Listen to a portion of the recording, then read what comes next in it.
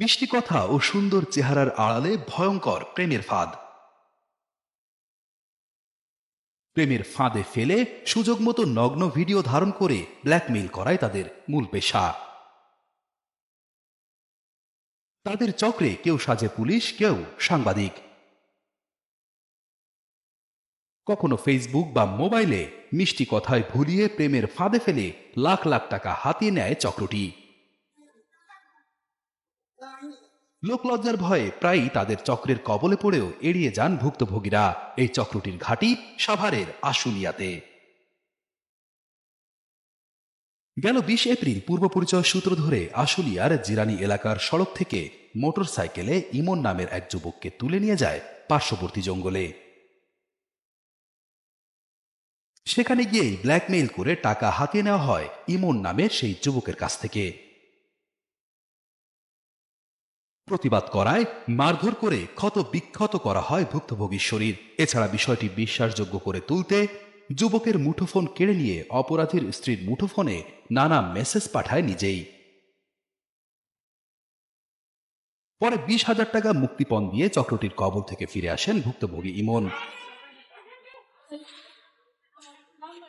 পরবর্তীতে ঘটনাটি পুলিশকে জানানো হলে পুলিশি অভিযানে গ্রেফতার হয় এই চক্রের মূল হোতা ফাহিম ও সাথী আক্তার দম্পতি। হঠাৎ করে একটা মোটরসাইকেল আসে, আমাকে অস্ত্র ঠেকায় জোরজবরদস্তি ভাবে আমাকে ওইখান থেকে তুলে নিয়ে আসে। নিয়ে এসে শ্রীপুর লেবন হসপিটালের পিছনে যে জঙ্গল এলাকাটা আছে ওইখানে আমাকে নিয়ে জিম্মি করে রাখে, মারধর করে অনেক। সে আমার কাছ থেকে মোবাইলটা নিয়ে, মানে ওনারা সব আগের থেকেই প্ল্যান করেছে।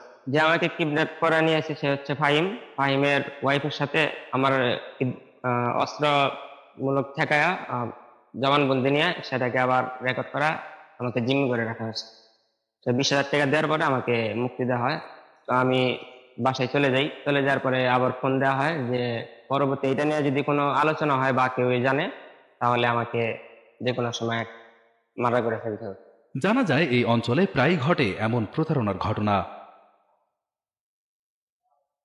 প্রেমের ফাঁদে পা দিয়ে গেল 2 মে চাঁপাইনবাবগঞ্জ থেকে আশুলিয়ার জামগড়ায় এসে রিয়ামণি নামে এক নারীর ব্ল্যাকমেইলের শিকার হয় যুবক সানাউল মাহমুদ।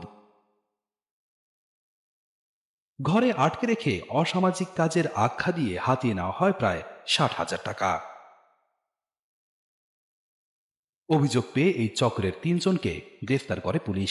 এর আগে চলতি বছরের ফেব্রুয়ারি মাসে পোশাক শ্রমিক এক তরুণকে একই কায়দায় আটকে রেখে টাকা হাতিয়ে নেয় অপর একটি চক্র। আমি 10 দিন আগে এক মেয়ের সাথে ফেসবুকে বন্ধুত্ব হয়। আমি চাঁপাইনবাবগঞ্জ থেকে বাইপেল যাওয়ার উদ্দেশ্যে ভাইয়ের কাছে গেলে তার ফোন পাওয়ার পর তার সাথে দেখা করি এবং দেখা করার পর সে বাসায় নিয়ে যায়। ওই বাসায় নিয়ে গিয়ে আমি আটকে রেখে পুলিশে ডিবি পরিচয় দিয়ে আমার কাছে নগদ 35,600 টাকা এবং বিকাশ থেকে 29,350 টাকা হাতিয়ে নেই। তারা এই ধরনের অনেক ধরনের প্রতারণা করে, যেমন ইয়াবা ঢুকিয়ে দেয় পকেটের ভিতরে, নেশাদ্রব্য জিনিস অনেক কিছু ঢুকিয়ে দেয়। তারা বলে যে পুলিশকে ইনফর্ম করি, পুলিশকে জানাই। এই ধরনের কাজগুলো তারা করে। আশুলিয়ার বিভিন্ন স্থানে অভিযানে এমন একাধিক চক্র আইন শৃঙ্খলা বাহিনীর হাতে গ্রেফতার হলেও কমছে না তাদের দৌরাত্ম্য।